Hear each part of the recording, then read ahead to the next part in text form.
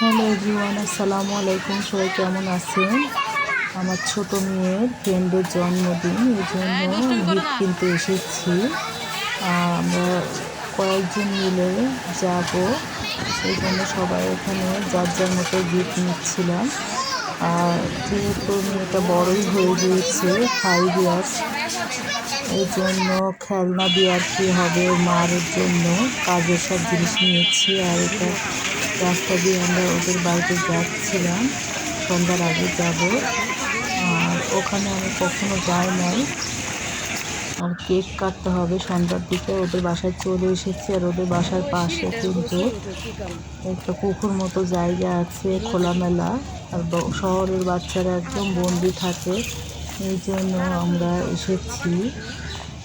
বাচ্চারা সব বন্ধুরা এক জায়গায় হলে অনেক মজা করে। আর বাচ্চাদের তো লেখাপড়ার পাশাপাশি একটু খোলামেলা হাওয়াতে নিয়ে আসতে হয়, ওরাও খুশি হবে। এখানে কিছু ছেলে ক্রিকেট খেলতেছিল, এই জন্য দূরে যায় নাই, বল এসে লাগতে পারে।